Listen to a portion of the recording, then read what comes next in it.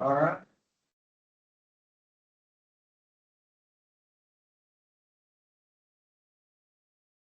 Good afternoon and welcome to the Calaveras County Water District Board of Directors meeting for August 12th. You could please silence your phones. Yeah. If you're able, you please rise for the Pledge of Allegiance. Ready? Again. I pledge allegiance to the flag of the United States of America and to the republic for which it stands, one nation, under God, indivisible, with liberty and justice for all. That's my mother.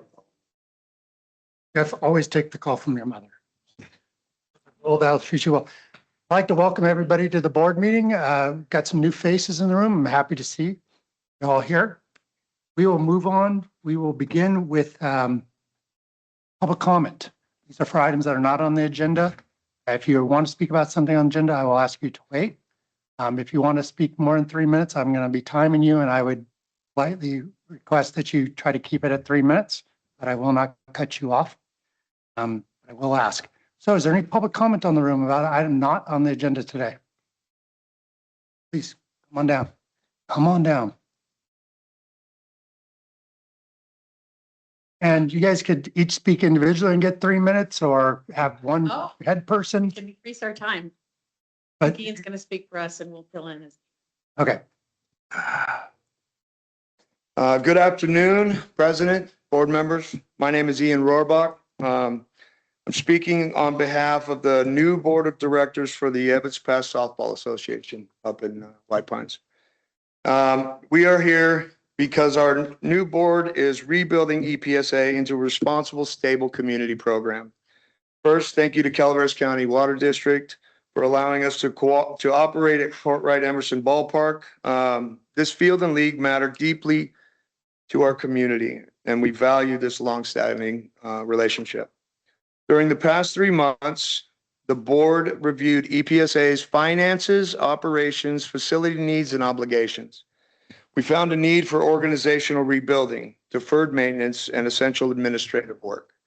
Our board and community have responded with volunteer time, donated labor, in-kind support, and personal financial contributions. We have organized financial records, improved accountability, created a new website and online registration, increased sponsor outreach, and renewed enthusiasm for the league and our community. We have also addressed septic service, a water heater replacement, field netting, painting, and preseason maintenance. And there's a big line. I could do 3 minutes of that. We must still meet essential costs for insurance, league operations, umpire, equipment, and utilities. We're committed to paying current obligations and creating a responsible path forward.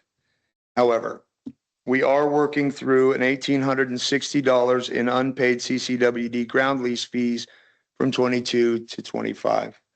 These historical fees predate the current board and strain our efforts to restore safe, insured, stable operations. We respectfully ask CCWD to consider forgiving this past due lease balance as a one-time investment in EPSA's recovery. We also ask staff to reconsider or consider a more workable payment timing for our water and sewage charges, which we've estimated at approximately $467 monthly. Most of our revenue is earned during that 4-month season of our softball season. So it might end up being a logistical issue, which may be part of the problem from before. We're not asking CCWD to take on EPSA's responsibilities, but we are asking for a collaborative path that makes this community investment sustainable. Thank you for your time, ladies and gentlemen, CCWD's past support, and your consideration in this matter. Thank you very much. We are not allowed to discuss this item at this meeting because it's not on the agenda. But I'm certain that Director Robertson is concerned about this, and we will discuss it internally. And thank you. Perhaps it'll be an agenda item in a future meeting. Outstanding. I'll make sure we let you guys know. We look forward to hearing from you. Thanks for all the work you're doing up to keep things going up there. Dylan, thank you for coming in. Thank you. Thank you. Appreciate It works. We'll be in touch. Thanks. Do we have all your guys' contact number? I'm sure we I do. Yeah. Okay. Great. Thank you so much for coming. Yes. All right. Is there any other further public comment in the room? Any online? TV's not on up there. I don't know. I'll just take your word for it. All right, so we'll move on to consent agenda. These are items that are non-controversial and to be taken at one time. Is there any board member that'd like to remove an item from the consent agenda? Is Move for acceptance. Second. there any comment on the consent agenda? Seeing none, we have a motion and a second. All in favor? Aye. Carries 5-0. Moving on to the new business. In order to keep things moving along, I am taking my discretion as president and moving item 4D to the front of new business. Our award winner can get back to work and not digging any trenches sitting in here. So let's move ahead to item 4D. Kevin? Jesse? Good afternoon, directors. So I'm here today to talk about award of the construction project for the Lake Tulloch Intertie in Copperopolis. So this is a major infrastructure project that includes 12,700 feet of 12-inch ductile iron pipe, pressure reducing valve, air release valves, fire hydrants, and other appurtenances. This eliminates the reliance on the existing underwater crossing of Lake Tulloch that has significant risk involved because it's underwater and operational issues.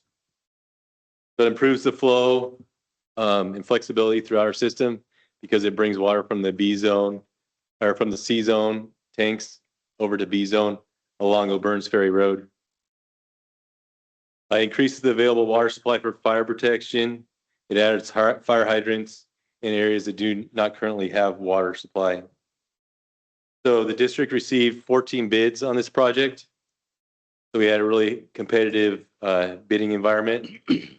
The lowest responsive bidder was submitted by Ford Construction Company, Lodi, at $5,372,170.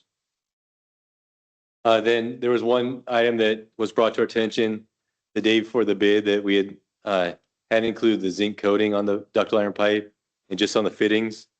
So we talked to suppliers and different contractors before the bid, and so that all the contractors bid it without the zinc coating. So we need to add that to the project. So that's about $127,000 that'll be added to the base contract. So we recommended that we award the contract in the amount of $5,499,199, and then also set up a contingency of 10% in the project budget to allow for unanticipated changes to the project. So that brings our total construction budget to approximately $6.6 million. So even with that amount, we're still about $1.7 million underneath the engineer's estimate for this project. This project's funded through the private placement loan number 2 that we got a few years ago that funded some of our other water projects.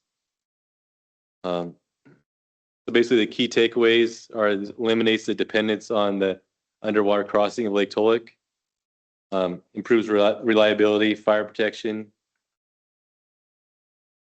And by doing these competitive bids, we received a very competitive bid. We had a bunch of very qualified contractors that were all really close in the bid. So we believe this bid is a good bid.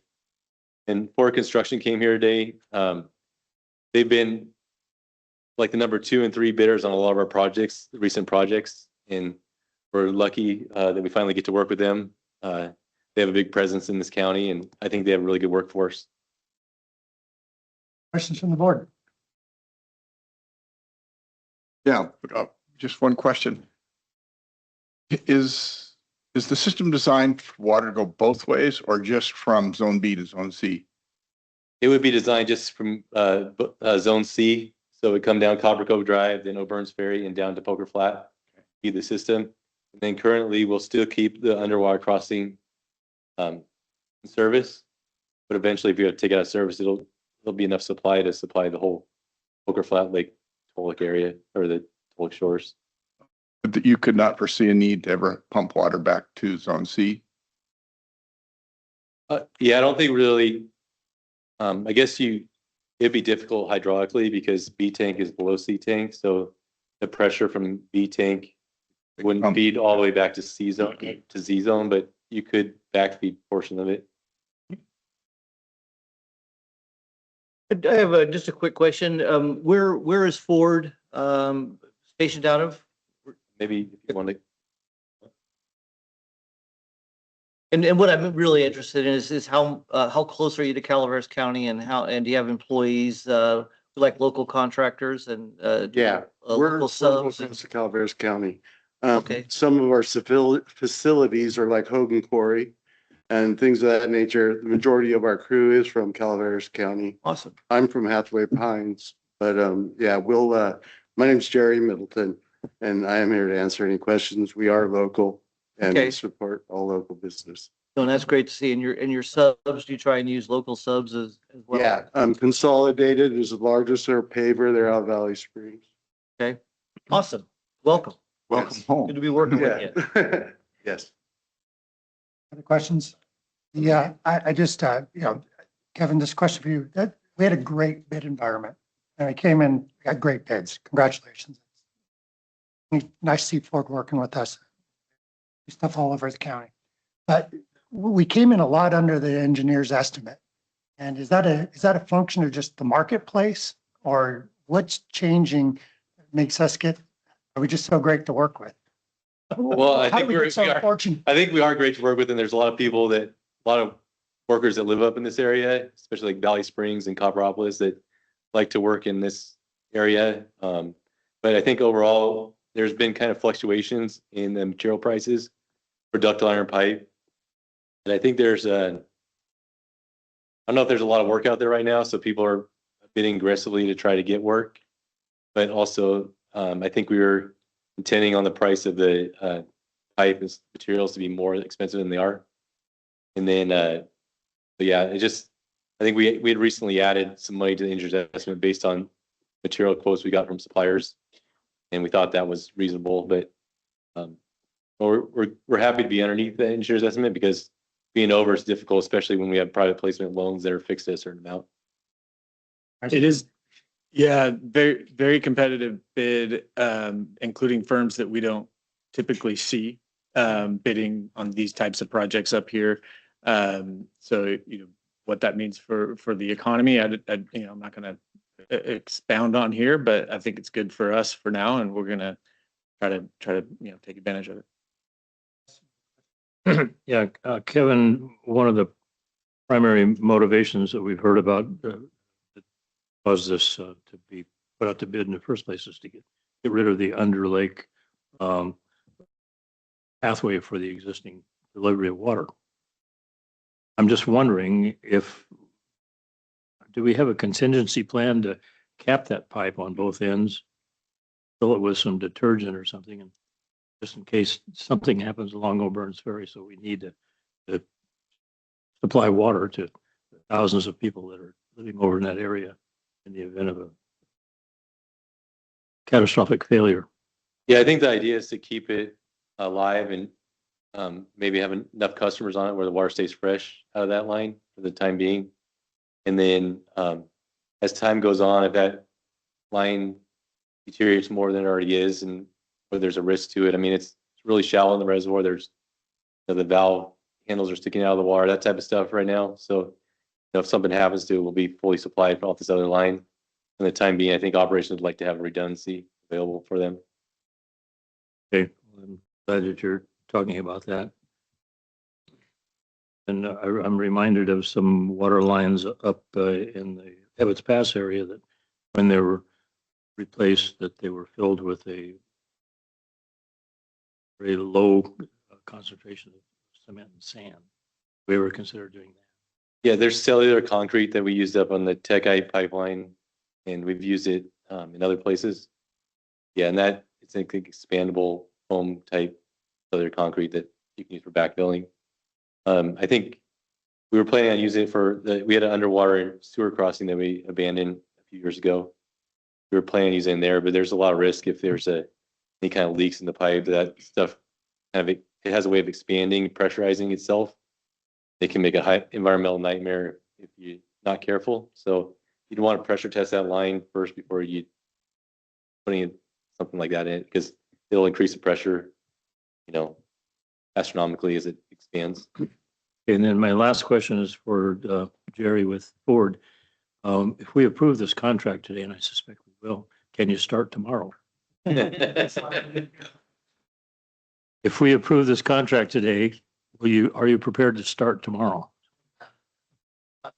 Yes. No, I think there is a competitive. Come up to the microphone.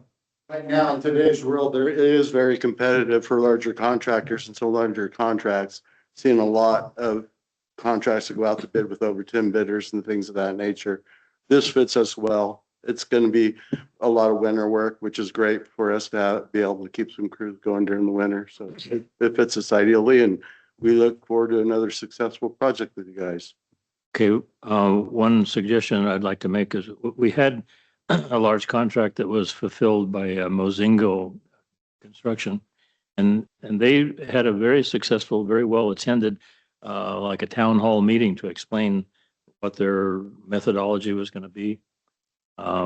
Traffic control, start, commencement and anticipated completion. It's just a good idea to keep have a representative there that can answer questions of the citizens that have to go to work on O'Byrne's Ferry Road every Yeah. day. Busy road. Yeah, Yeah. I think that's a great idea. Thank you. Thanks for Yes. being here. Yes, Thank thank you. Any public comment on this item? Public comment online? None? Motion from the board or? Yeah. Move for acceptance. Second. Not that second. Okay. Gonna arm It was a wrestle. close call. All in favor? Aye. Carries 5-0. Thank you very much.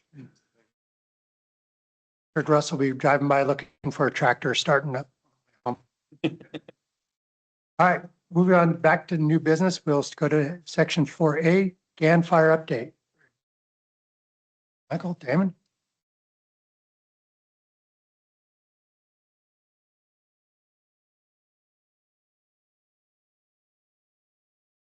Good afternoon, directors. So in the spirit of keeping things boring here in Calaveras County, last week was super uneventful. We do have some slides to share. Just kind of recapping, I think, what all of us experienced. Monday, August 3rd, in the afternoon, we all have watch duty. I got an alert from watch duty that there was a grass fire outside of Valley Springs near Hogan. And we get so many of these. I look at my phone and I'm like, okay, fingers crossed. In about 30 minutes, we're going to get the forward progress stopped alert, and unfortunately for this fire and for the community, that did not happen. And so we're continuing to track kind of the trajectory of the fire throughout the late afternoon and into the evening of the 3rd, Monday. And I get a call from Rebecca about almost 8 o'clock, and I'm looking at my phone as I'm talking to her.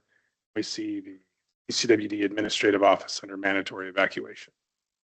And so kind of first thought was, okay, how are we going to maintain continuity of our operation if we're under a mandatory evac? So almost kind of immediately, the team started to kind of talk via text back and forth. And so the decision was made, somebody will shoot over here and we'll grab kind of some remote work equipment and we'll stage that equipment at the Jenny Lynn Training Center. So kind of that's what we did. So I'm trying to take photos as I'm driving in from Jackson on Monday evening of kind of the plume of smoke going down 49. And then this is like 9:15, 9:30 on Monday night. So this is just right out here in front of the office as we're gathering laptops, and Michael and I were talking on the phone. We had this discussion of kind of what's the next step. And so we decided maintain continuity of operations. We'll get everyone in admin, either at the training center or at home. We'll get some equipment for them to use. And then Dylan was kind of ready and in the wings to pull our servers if we had to pull the servers. So it was really kind of Monday night, it was kind of a touch and go discussion about what our perception was. And so ultimately we felt like the office was going to be safe and we can get everything deployed over to the training center. And start anew on Tuesday morning. And so this is thanks to Kelly. He's got some great footage from the different cameras of the fire. So we took all of our equipment, went down to the training center, dropped it off Monday night. Dylan was here at like before light on Tuesday morning, grabbing additional equipment, bringing it to the training center so we could be prepared to maintain continuity of operations. So almost kind of simultaneously Monday night, all of these things are happening. We're having a conversation with Calaveras OES, which is now situated back in the sheriff's office. So we were having conversations and they were setting up EOC briefings beginning Tuesday morning. And so they were really good about sharing with us kind of the flow of the fire, where they felt like the fire was going to go during those briefings. And so in the kind of the initial determination was that the fire, although kind of traveling southeast, wanted to turn back towards the north. So as it was kind of skirting the other side of the mountain here, you know, if they were to leave the fire to its own devices, it would turn north and head towards Full Station, CCWD office, San Andreas. And so what we did on Tuesday and Wednesday is we made the decision to bring all of our equipment, or take all of our equipment that we had here at the office, 10-wheel dump truck, CCTV van, pumper truck, what have you. Let's go put it at a different yard. We started to have conversations and plan for if we were to lose this area, we were going to have to maintain 2 areas of operation, essentially, like geographically isolated from a fire. And so we were having discussions about how do we deploy equipment? Do we put it? Made the decision that if the fire extends into Valley Springs and into the Jenny Lind area, we would meet up in Wallace. And then Vallecito was going to be our rallying point for kind of the eastern side of our service territory. And so we pushed equipment out into those areas. And then we took all of the equipment that we had in the yard and material, put it inside the shop. The shop has sprinklers. And we tried to position equipment away from JS West. Because as you can imagine, we were kind of making that call like, okay, so that was part of the discussion within the EOC initially also. So Michael, Kelly, myself, others from CCWD were on those calls, and we were prepared to report out, hey, yeah, we are optimizing water production. We're making water available for pumper trucks at the Jenny Lind water plant, which is near Hogan. So incidentally, those pumper trucks were pulling water from from Jenny Lind throughout the duration. But we were also prepared to say, like, hey, you should probably deploy some units to our service territory over here at the main office, because we do have a propane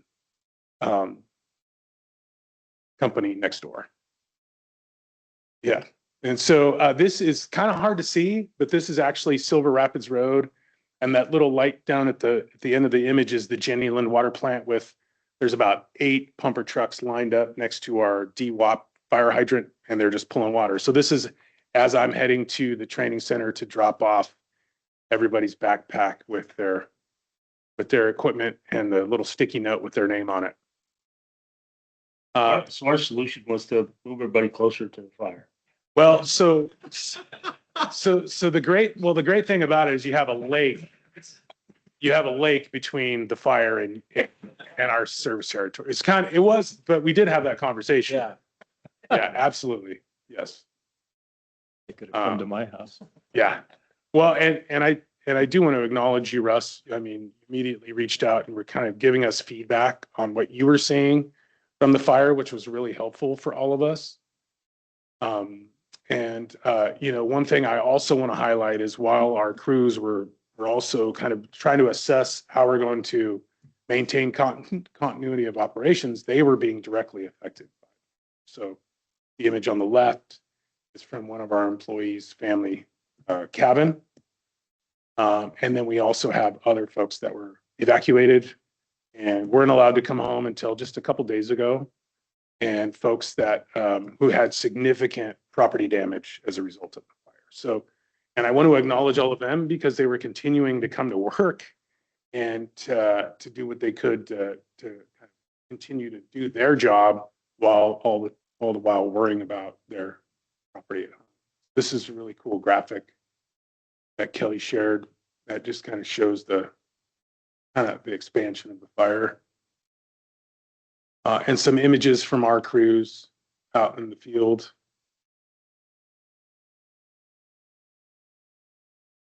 I want to acknowledge the sheriff's department. Their briefs were very short and to the point and effective. And they had all the players in the room. CAL FIRE gave a really good brief every single time. Red Cross, was there every single time. So that they were helpful for us.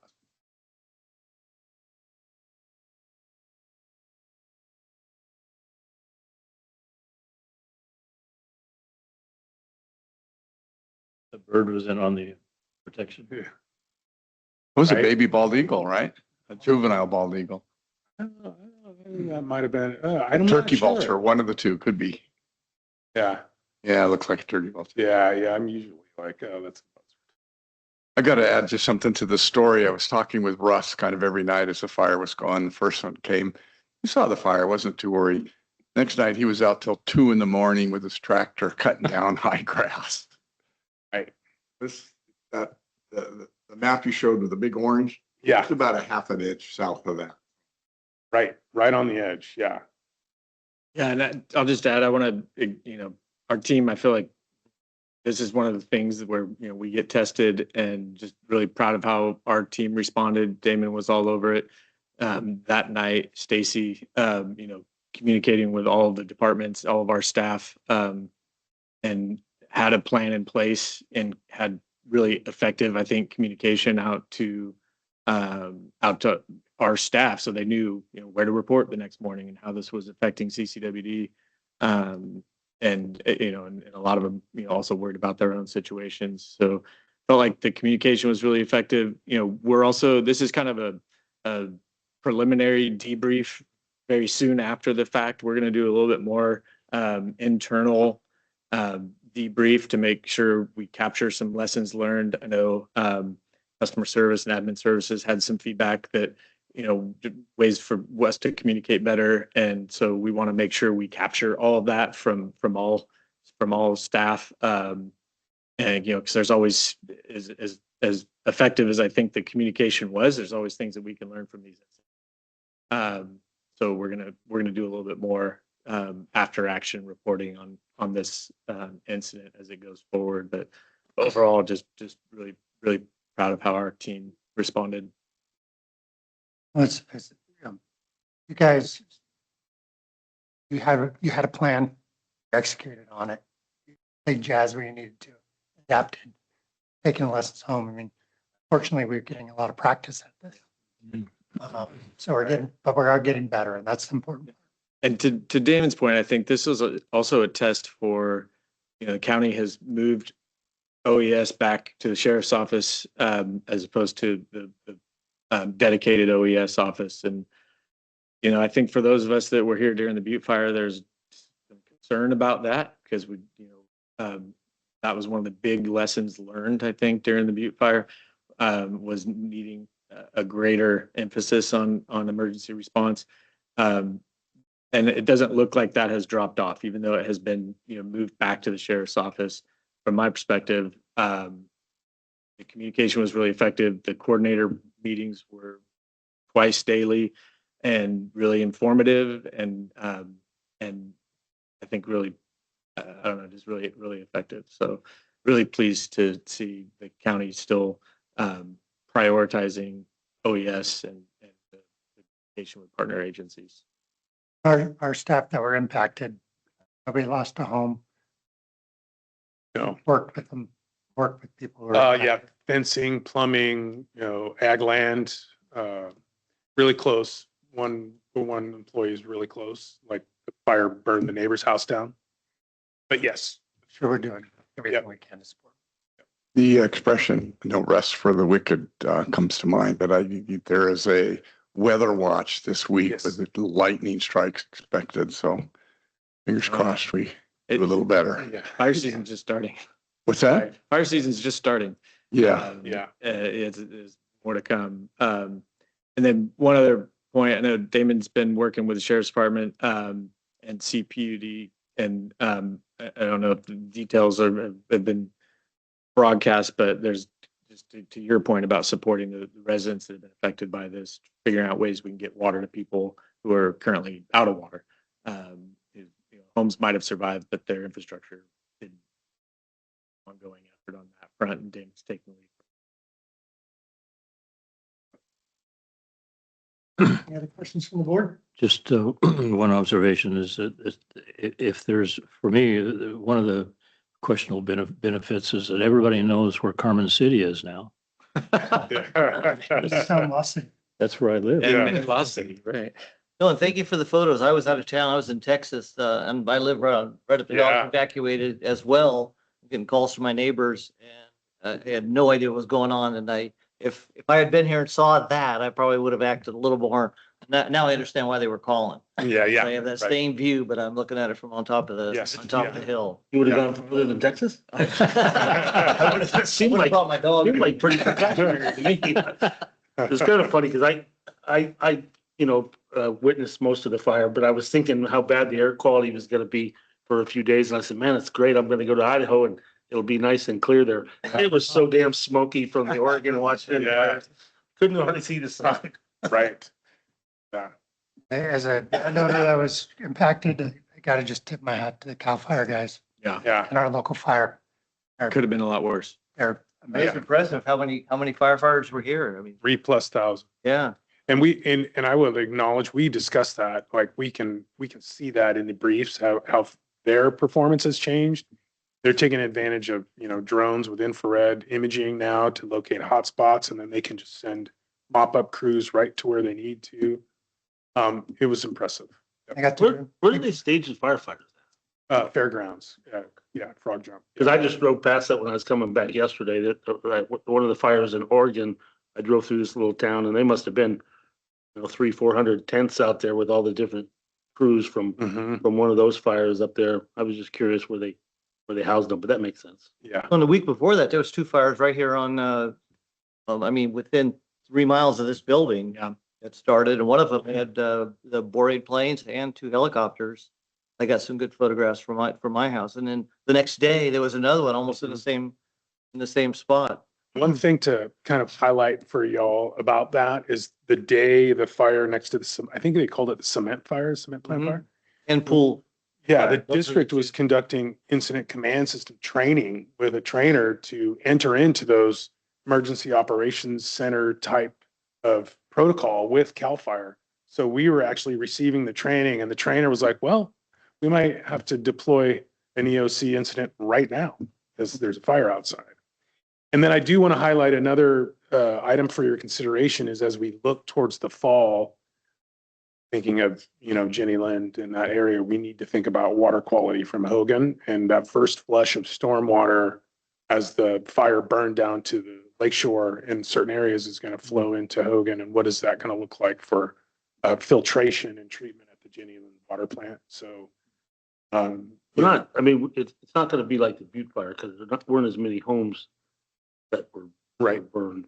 yeah, we So it just won't want be to, the chemicals best that, right. but Our thought is having coagulants that are ready that can address anything like hard to remove color or odor that we might find that comes out that's leached into the water, so we can make sure we can get rid of that. And then the question that's really hot topic these days is PFAS. And so when you have the borate, what does that look like for PFAS? Currently, we're non-detect in all of our drinking water sources, and we hope that remains unchanged. But we're going to assess that, and we've talked about maybe trying to kind of simulate a storm and flow water down an embankment and try to capture water, and then we can do what we call jar test, which basically tests the different coagulant doses to see which is optimal to remove those kinds of things. And we also have the active flow unit that was provided to us via the Butte fire that we can deploy in the wintertime as well. And if not any of that, it's also the silt that is going to be in water system and. Yep. And our teams have been in contact with Stockton East's team. They are curious. Do we have confidence that our facilities all have defensible space? Yes, I would say there are some outliers. I mean, there's some that are right in the middle of the forest, but in terms of like the actual location. Amen. Given the increasing fire risk, is there any piece of equipment you feel we should have on hand related that we don't currently have? Say vacuum truck. That's, I was actually running through all of the equipment on my brain to try to understand. You know, that's a great question. Helicopter. Yeah. I think we need, like Michael talked about the after action. I think that one of the things that was really new for all of us, I would say, is that the first time you've had impacted systems, like we've had a water system that's directly impacted from a fire. We haven't had a situation where the office is under a mandatory evacuation zone and all over the other facilities are open. We have staff that are trying to maintain or trying to work, and the folks that normally report here just don't report here. But then there are other things that we need to think about and how we're going to continue business. And one of those is if we lose our IT system, how's the district going to continue to operate? How are we going to maintain our records? So I think as we have an after action, those are some of the things I would like to contemplate is, do we have kind of a second, administrative area? Do we have, you know what I mean? Just kind of not so much equipment. Plan B. But more about planning and logistics. So we have backup and redundancy for all of our customers and getting water. This is not a bad thought to maintain service. Right. I assume we back up our data is not all here. It's somewhere else too, right? Okay. Clouds? I want to say. It's floppy disks. Floppy disks. Yeah, the other thing might be fire resistant uniforms for certain people that may have to operate in just a potential zone, but We already have those. So our electricians all wear FR equipment, but one thing that we talked about, this kind of was drawn out of discussions about fire hydrants and maintenance. You kind of naturally drift to fire protection, is we created go bags for each service territory. So we can assist CAL FIRE folks in kind of optimizing how they draw water and where they draw water that impacts our systems the least. Because we don't want to have hydrants break. We don't want to try to fix a water main break in the midst of a wildfire or a wildland urban interface fire. So we have, they have placards, notifications, out of service rings. We have fire hydrant flow meters, a bunch of different things, but we can always add to those for sure. Great work. Yeah, I want to acknowledge, all of the staff were just great to this whole situation. Anybody else have anything else they want to add? Ellie, you look like you're jumping at the bit. Really quickly, I just wanted to definitely piggyback off of what Damon just said. And I really wanted to point out, we have one real hero. Dylan was on vacation when this all happened, and he didn't even think twice. That night we were texting, where can I be? When can I be there? And I just wanted to say thank you to him and thank you to all my staff that were just amazing. Where do you want us to go? When do we need to be there? And just kept the phones running, kept everything going. So I think most of our customers didn't even know we were really closed. So it's pretty good. Always remember those who Point step that up out. to the line when the bell rings. thank you, Dylan. All right, public comment? Online? Damon, Michael, thank you very much. We'll move on to item 4B, action discussion regarding acceptance of Copper Cove Water Treatment Plant Filter 1 and 2 Rehab Project CIP 11136. It's a lot to say. I usually don't read them. All right, well, no, thank you. Good afternoon, gentlemen. So, for the past, since 2019, 2020, district has been on a rigorous trail of rehabbing our existing filters at all of our water treatment facilities. After this project was completed, we have 2 filters left in the whole district. We have one in West Point and one in Jenny Lynn. Otherwise, all the filters that we have been rehabbing have not been touched since they were put in brand new, just as they are, media in place, everything there. So, right before the end of this last fiscal year, contractor ERS Industrial Services completed the 2 filters down in Copperopolis. So I'm just here to kind of get a closing on that. And if you guys have any questions, I'd be happy to answer. Questions from the board? Just you're very happy with the work and how everything went. Yeah, definitely.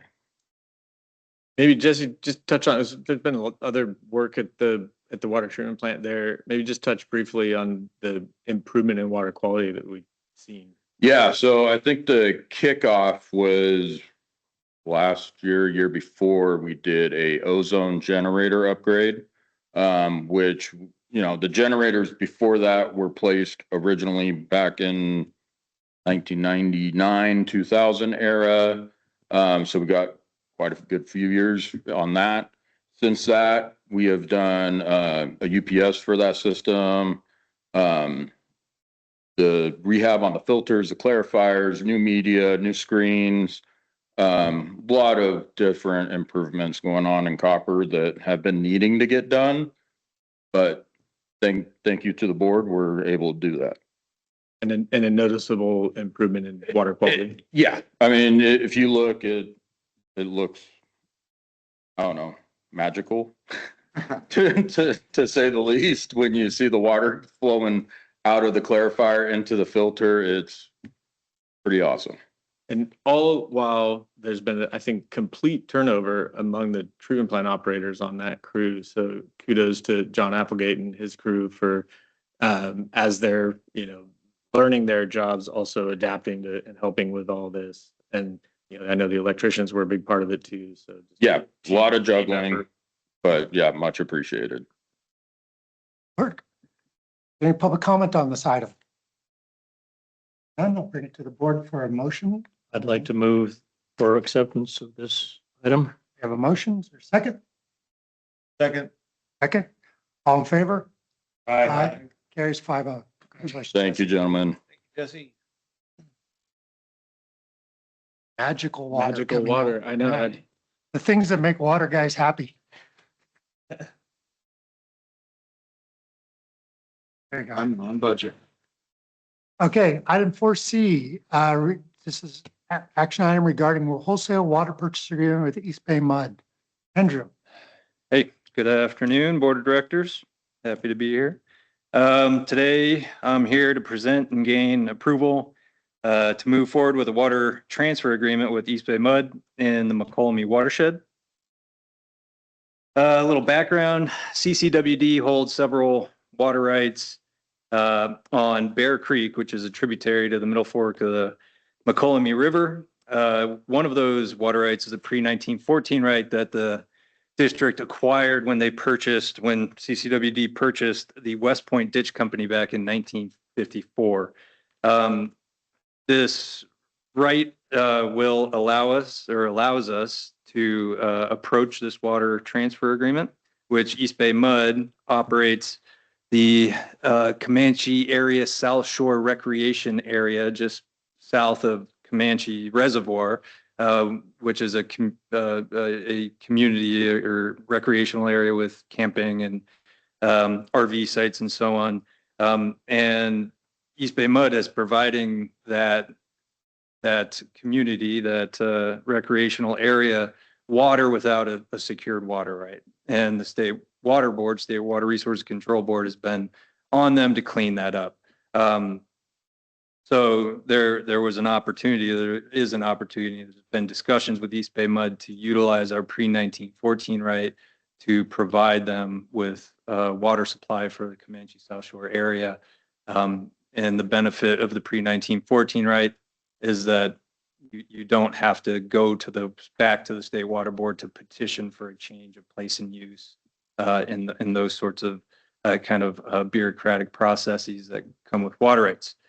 I do want to recognize that predecessor of mine, Brad Arnold, really made the effort to kind of establish that pre-1914 right from the historic documents and the deeds and so on associated with that purchase of the West Point Ditch Company. So the foundational components of this agreement are really part of that, the long effort to get these pre-1914 rates established. So the transfer itself, the agreement is set to provide East Bay Mud with up to 150 acre feet per year of that pre-1914 water from Bear Creek. East Bay Mud would take ownership at the USGS stream gauge downstream of the Middle Fork pump plant, CCWD's pump plant. In exchange, CCWD will receive the annual adjusted CPUD rate plus a 20% markup for each acre foot of water transferred. That CPUD rate is associated with contracts CCWD has with CPUD to receive up to 200 acre feet per. Yes, go ahead. The contract with CPUD, is there an escalator built into that to raise that price each I don't year? think it's an escalator, so to say, but it's like a CPI, like adjusted. So some years it might be adjusted and other years not? Or does it go up every year? I'd have to go back and look at the contract, but I seem to recall there's an annual escalator, and they have the discretion to increase it every 5 years. I don't know for certain, Okay. but I know the original contract price was $150 per acre foot. And currently the current price of the water is somewhere in the ballpark of 174. So it's in that. So do we have a similar escalator in this contract with East Bay Mud? It's tied to this. Okay. Plus 20%. Plus And 20. is that, my last question, is that enough for our administrative costs for this? And always will be? Yes, there's almost next to no cost to the district to administer this transfer. So that's the financial compensation is the CPUD rate plus the 20% markup. But we've also negotiated an agreement with East Bay Mud to explore or have East Bay Mud provide what we're calling a technical memorandum that will explore regional water supply for the Comanche South Shore area, including their recreational areas, Burson, Wallace, and really kind of exploring what a regional water supply system might look like. And this is all kind of predicated and understood that this has been thought about in the past and that there have been studies into this.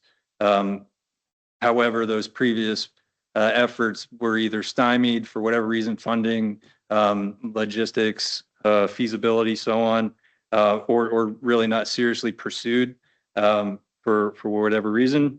And this new approach will kind of come at those regional studies with kind of a new lens, through a new lens, but also kind of from a contemporary incentives kind of point of view.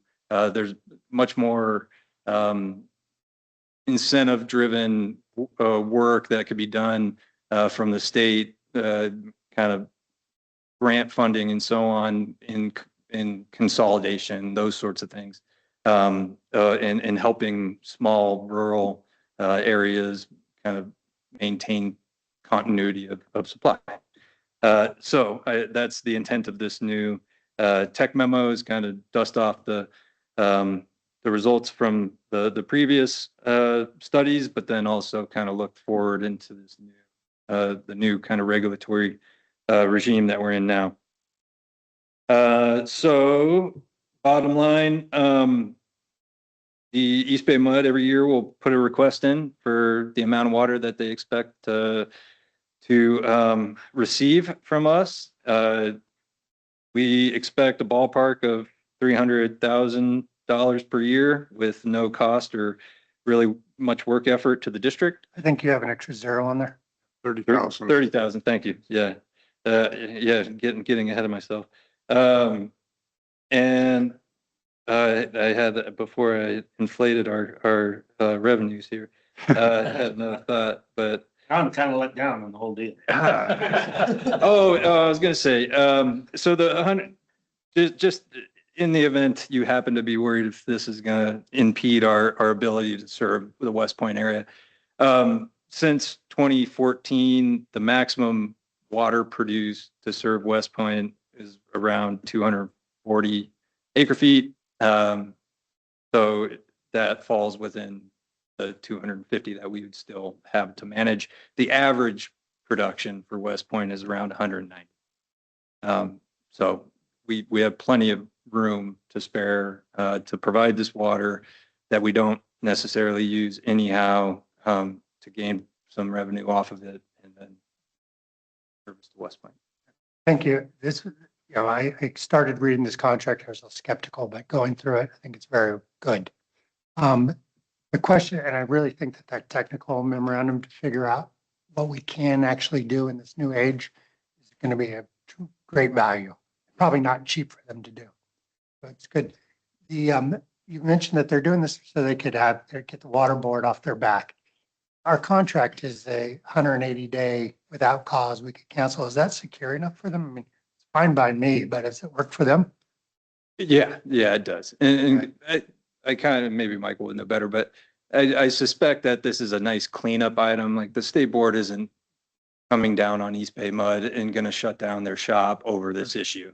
But it's a nice kind of cleanup item for them. I mean, it's a great out if we change our mind, as long as it works for our partner. Yeah, Yes. I think it gives them enough time to, circle up and try to figure out how they're going to replace it. Yeah, I think it works. Yeah, thank you for catching that because that was actually part of my question. I didn't see it I didn't read through the contract, but I did read through the body and he said 180 days we can withdraw if we want. That costs. Nothing to lose there. What I didn't quite understand is that they put a request in for acre feet at a certain point, and we are obligated to provide that. That's the intent. But for us, it's fairly passive, right? Yeah. That means we're allowing it to go downstream. I understand. And then if it ever got to exceed anything we wanted, we've got 6 months. Frankly, it already goes Sorry, that's it. downstream We're gonna anyway. need it. Yeah. They're getting the milk for free. Yeah. Yeah. So it's nice. That they're paying a little bit. But I agree that I think I think the tech memo will be very valuable. And I was really encouraged in the discussions that we had with East Bay Mud over this. It's not a something that they didn't. I didn't get the sense from them that this was like a burden that they were doing just to check the box for compliance with this agreement. They're genuinely interested in the outcome of that as well, and I think hopefully that'll be a really positive collaboration to explore options for the area. And we made sure in the contract to add just a little bit of language in there that has the in coordination with CCWD, and East Bay Mud was very keen on that. That is not a one-way. We're going to go into behind closed doors and just draw up some tech memo and hand it to you. It will be a collaborative effort over the series of a year or two to really think on what can be done. Yes. With them giving us $30,000 a year, will we have to pay for our own lunch at the barbecue?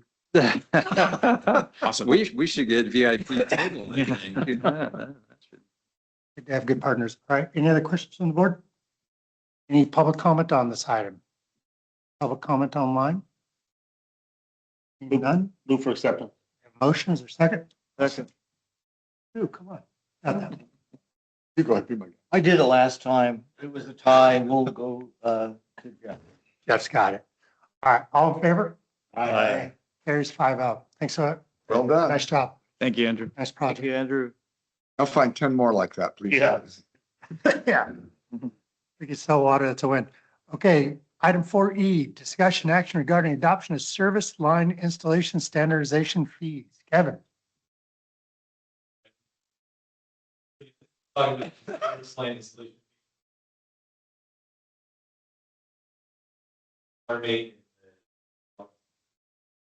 was the standardized fee structure for residential water service.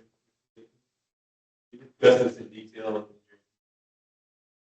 And replaces the current process of preparing individual estimates for most standard.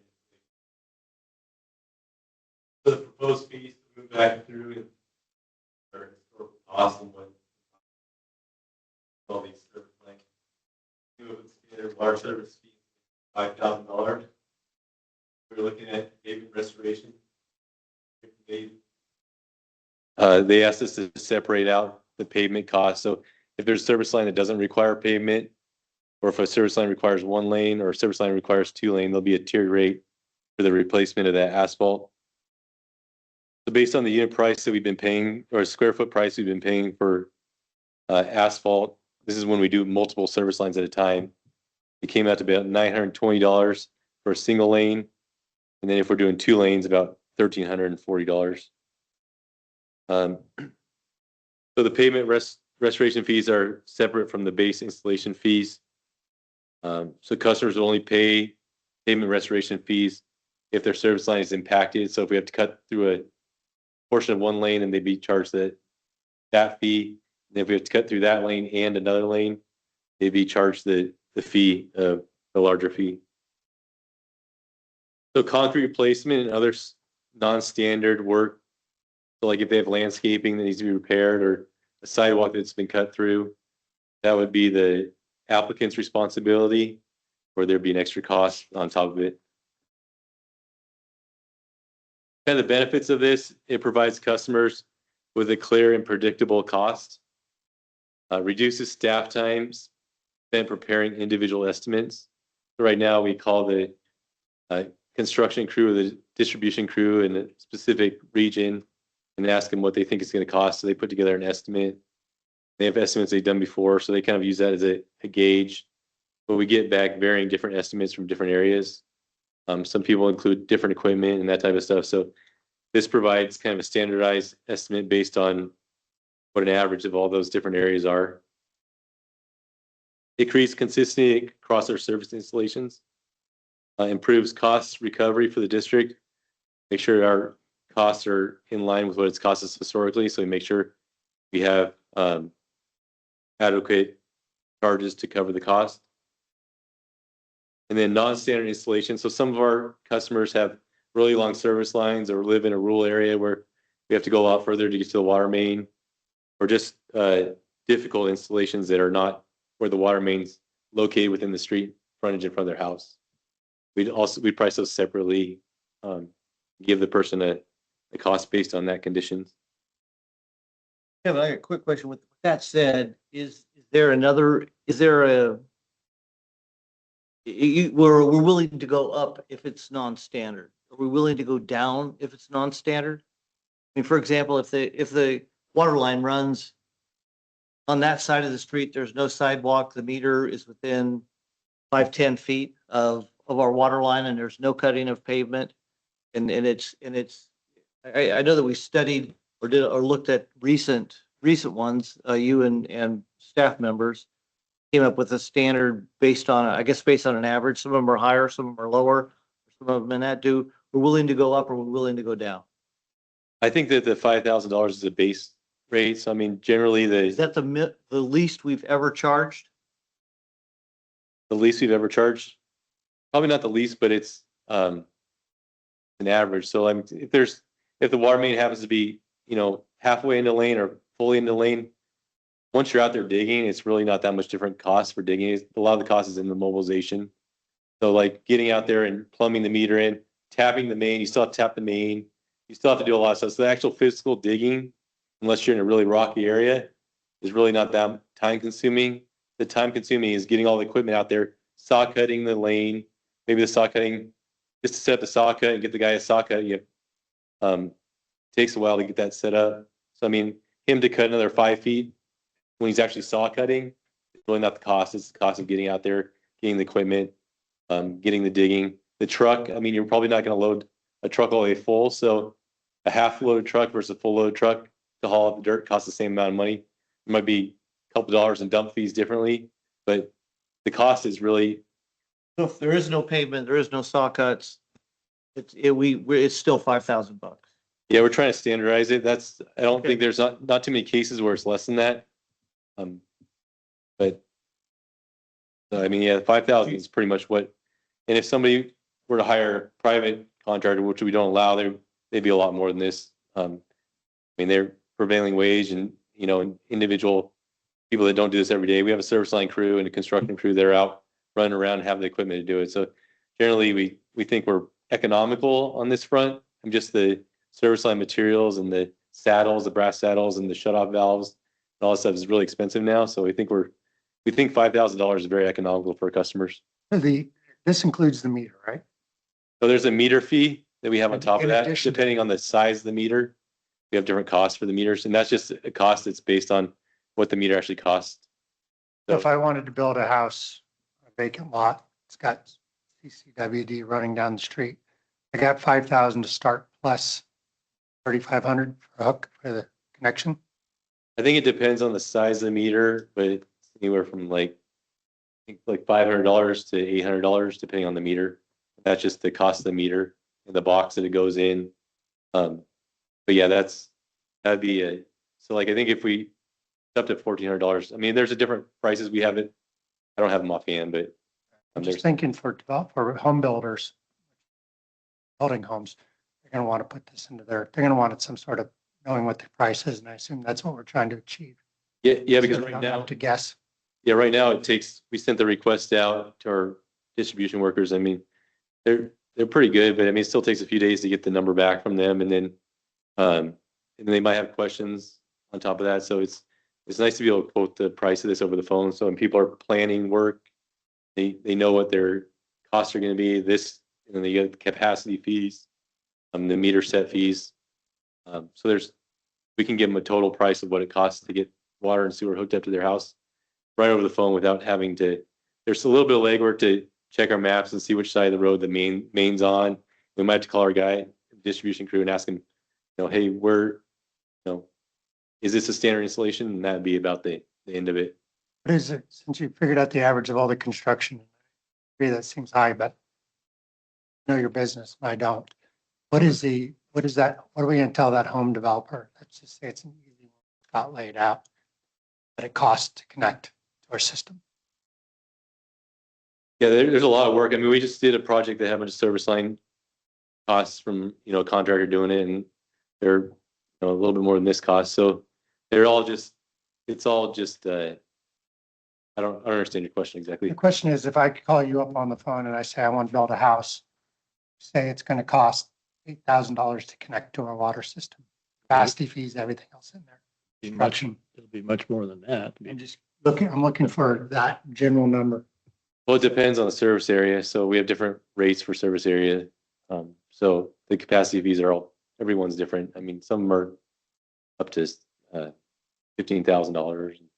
So, I mean, there's But we different. actually do that. We actually estimate that. I mean, don't they come in, make an application, and we actually give them the estimate? So we do capacity fee studies. So we did a capacity fee study for. No, but I mean,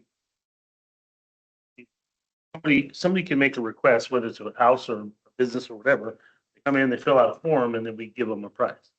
Exactly. This would make it easier for them. We can post this on our website, the fees are charged, so anybody can look at it. We're transparent in the cost, so it's not like we're gonna, along with these service lines, we have PG&E in a lot of these areas, so we got to get out there in advance with our vac truck and pothole all these utilities. There's a lot more work involved than just tobacco out there digging these lines. So we could give them a list of the costs. So our engineering coordinator can go through and give them the cost without having to really consult with Pat and Damon and get their distribution crews giving us exact prices that, and they don't have to look up the cost of every material and itemize the cost. It takes a long time, especially for field guys. That's not really their normal task to do prices like that. So, Kevin, let me ask a question, a slightly different approach. I'm a transplant from another county and coming in here, and I bought a lot, and there's water in the street, and I want to come in and ask questions about what it's going to cost to get a meter. The first thing, I guess, what do you get when you write a check for $13,500 for a water connection? What's included in that? are you talking about the capacity fees? That's to buy into the system that's already built. So that's your share of the cost. So we go through the capacity fee studies. We itemize all the projects that we have coming up, the capacity projects that we need. Is that what you're asking? So that $13,500 does not include the meter? No? So there's a lot of. It doesn't include service line install. 5/8, so 5/8 meter doesn't include it. No, that's a separate charge. Okay. And how about the hooking up of that meter? Doesn't include that either. There's a fee for the meter that includes hooking it up. Well, the service, what we're talking about here, so if you're just referring to the capacity fee, that doesn't include anything from the main to the house. Capacity fee is to get the water to the house Okay. in the water main. It varies by area, but like in the Evans Pass area, most of the service lines are already in. There's an empty box. This pipe's been put in when that subdivision was originally built. So those people would just pay for the meter. Depending on what size meter they have, there's different costs. And then they pay capacity fees. So this is like, if this is like if they subdivide a lot, or they have an ADU that's a large ADU that needs a separate service line, they would have to pay this fee for a service line to run to it. So this is for houses that aren't generally in a approved, built out subdivision, because usually the built out subdivisions already have the service lines installed. Right, if somebody subdivides a lot, needs another service connection, this fee. Right. And the capacity. Yes, so 9 times out of 10, the person already has a service line. I move for acceptance. Hey, Scott had some more questions. You know, what I was getting at earlier is on page, what are we on here? On the second page. Yeah, this page 2, the applicability, the standard fee applies for service line installations for homes within established subdivisions where, and it gives 2 conditions there. And then the next sentence says, but we will charge more if this is not accurate and it's going to be longer. What I'm looking for is something that says we will charge less if it's not the standard. If it's so close that we don't have to cut any concrete, we don't have to cut any pavement. But it's the water line, our water main runs right underneath, and it's a very, very simple job that before this item, before we, add this to our for this resolution, we add this to our charges. Can we look back and see what, we ever charge someone $1,200, $3,000 for this ever? I mean, I think the downside of that is it kind of defeats the purpose of what we're trying to do. Because then we're back in the business of every single service connection, we're determining what the cost is. No. We've got standardized and it fits. And if it's not standardized, we'll charge more. But if it's not standardized, we're saying there's never a possibility of charging less. I think our maps are only accurate to know if it's on which side of the road generally. I don't think our maps, and generally they're not running down the shoulder where they'd be that convenient. They're running down the middle of the road, basically. I mean, they're generally in one of the lanes, either in the middle of this lane or the middle of that lane, or sometimes they're in the very middle lane. But I mean, I think if we're going to go to that, it would probably just be easier to just keep doing the way we're doing it, like just pricing everyone out exactly. I mean, because for somebody like the engineering coordinator, somebody to quote somebody or post on our website, well, if it's within 5 feet, we charge this much. If it's within 10 feet, it charges this much. It gets more challenging because we don't know how close it is when we're looking at our maps. We can generally tell if the valves are in which lane of the road, then that tells us it's in that lane. But or we can call our guys up. It's difficult for us to. Lots of times we don't have wire on these lines, so our guys are out there, making Swiss cheese of the pavement, trying to find that main. So to guarantee that it's that close where we could give a discount would be probably challenging. I don't know if Dayton has any input on that, but it's hard to. So I see a great advantage of having a standardized fee, and I do see your point on that. All right, you've answered my question. Yeah, I see what you're saying, but to pay $5,000 to have access to our magical mountain waters, even if it was a $1,000 connection, is worth $5,000. I guess I just have one question. Is this kind of a standard practice for other water districts to have just set prices? Yeah, CPUD has a similar rate. This makes perfect sense to me. So, and a lot of the water agencies all the big ones have standard fees. We're the only ones that really price every single one out. Got a second on this? Actually, let me do public comment. Thank you. Any public comment on this item? Online? Acceptance. I'll second. A motion and a second. All in favor? Aye. Carries 5-0. agree. I wish we could figure out how to make things less expensive. All right, moving on to old business. We are going to, you want to push off 5A since we have not heard from the county? We have not heard back from the county, which we're going to report on, and we'll just hold that to the next meeting. Item 6, monthly reports. Damon.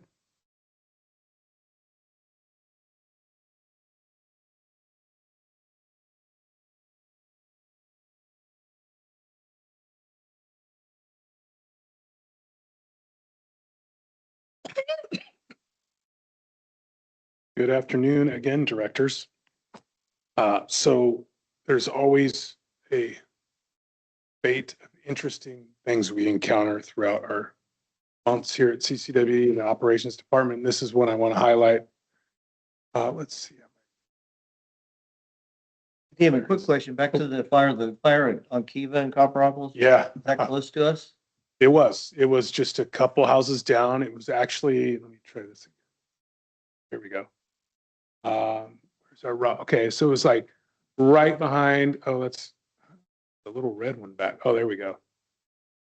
It was, yeah, okay, it's pressure. Okay, awesome. It was like right by our facilities. Cigarette to flicked off of the back deck. Burned the deck down, saved the house. But yeah, 3 o'clock in the afternoon on Sunday, treatment operator at the plant. It's like, oh, by the way, there's this. You get a photo of the fire. Yeah. How about the propane tank? Blew the propane tank up. Yes. Why the smoke was just black when it kicked off. So this is Lake Tulloch. Our intake structure is right here. And so we're going to feed the Copper Cove water treatment facility kind of off the screen here. And up here last month, DWR investigated a harmful algal bloom. So there was a plume of harmful cyanotoxin algae floating in the water near the Kiva swim recreation area, and a dog was reported to have gotten sick. And so I just wanted to highlight this because you may hear about it. Tridam is working with local county environmental health and DWR to assess how many of these algal blooms might exist on the lake. But one of the items that we have been trying to educate folks about is that the drinking water intake here is about 3,300 feet away from that reported algal bloom. And that in general, the supply feeding the water treatment facility, we don't have any indication of a plume of algae. So just to be cautious, we have taken samples at the CCWD intake, and we've also taken samples of the treated effluent to understand if we are filtering cyanotoxins. Incidentally, just so you know, there are no regulatory constraints. There are no regulations centered around what is in the raw water supply, because the understanding is the treatment process disinfects the water. There's bacteria, there's virus, and there's potentially algae in the raw water supply that the plant is designed to treat. So there are no regulations centered around the raw water. However, everybody is working to understand what the level of HABs might be at the intake. There's no visual indication. I can tell you when harmful algal blooms exist, you can see them. They'll be bright green. They kind of stand out in the water. And we're not seeing that throughout the lake, but just wanted to highlight that for y'all. And I know Tridam is working with EWR to allay any concerns associated with recreation. So diving into Rancho, just want to continue to highlight that when our distribution crews find a service line that has multiple repair clamps on it, and they have the time that day, they will fully replace the service line. And so these images are illustrating that over on Crotty and Rancho. And then this is a really interesting one. So I'm going to try to use the clicker here again. So if you can see this white pipe here in the ground, there's a pipe here. There's a 6-inch pipe in the ground. There's an 8-inch pipe in the ground. And there's also this, what we like to call a surprise pipe. So we have, this is in West Point. We have a raw water line within about a foot from a treated water line, cross country. The raw water line is conveying water to the treatment plant, and then the treated water line is passing it, 2 ships passing the night, conveying water to Wilseyville. And they're essentially in the same trench. And so we had a report of water in basically somebody's backyard, in their back property, of a water leak. And so our guys mobilized to repair either an 8-inch or 6-inch main. It's either the raw line or the treated line. And we've done this in the past, and it's quite a job. So they excavate the area, and what they find is this surprise line, which is about 1.25 inches, is the culprit. It's leaking. You can see it spraying out right here. It's poly. And so because we don't have anything of this size, we kind of had to manufacture a repair clamp. And what this turns into now is an investigation. So we're trying to understand, this is treated water. We did confirm that, where it is going, and are we accounting for that treated water? So I just want to highlight some of the things that our guys encounter. It's magic water. We know it's magic. Why would it be 1.25 inches? That's a tiny line. Is it ours? We don't know. And so, it's in the forest. So these lines, this treated 8-inch and this, treated 6-inch and the raw 8-inch are passing each other essentially in the forest, somebody's property. And we find a leak and we find it on this little line. And so our guys now are tracing the line to understand if we are metering this water or if it was magically constructed. When was it discovered? Just last, I want to say 2 weeks ago. And we're still following? Yeah. Well, so our crews amongst their other work tasks are like, okay, let me go out and I'm going to dig here. I'm going to try to locate here. I'm going to listen here. So we're trying to trace this line, and it could go hundreds of feet. And our, optimistically speaking, we get to the end of it and we find a meter. And if that's the case, okay, great. And then we talked, what happens then is our team will talk to customer service. Hey, can you tell me what size this is? What are these folks paying? So we can understand what the cost is associated with the magic line. Have we ever had illegal taps in any of our systems? Absolutely. Yes. And when we find them, we cap them, and we do find them and we discuss them. We have recently reestablished a customer service / ops engineering kind of oddball discussion about unusual things that we're experiencing and things that we're trying to investigate and understand. These kinds of things come up. Could be a customer related issue. This customer says this, staff say that. There's a whole host of things that can happen, but short answer is yes, absolutely. In the past, I think this is before Michael and my time, found a tank that was tapped. So there's usually like a 1-inch connection on a tank or like a 3/4 for a hose bib or a sample tap. And somebody had rigged up they tapped it and camouflaged it and buried it. Our guys found it like the next week, but it was like, hey, what are you guys doing here? Yeah. It's hard to tell from the picture, Damon. Is that fairly deep? Is it the same depth as our? It looks like it's about a foot above, maybe 1.5 feet above the white pipe. You can see the white. Yeah. Tough dirt to dig. Yeah, I know. It's like playing the guitar or something. Like the white pipe to this. Yeah.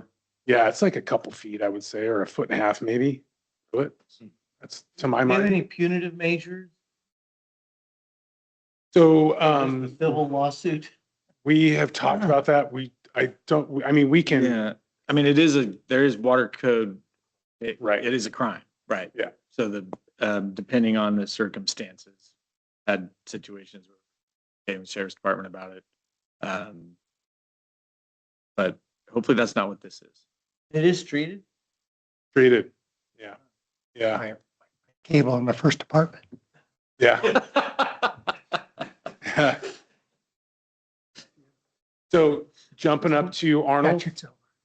Right. So this it's kind of hard to see in this image, but kind of what the previous discussion kind of touched upon was the service line connected to the main.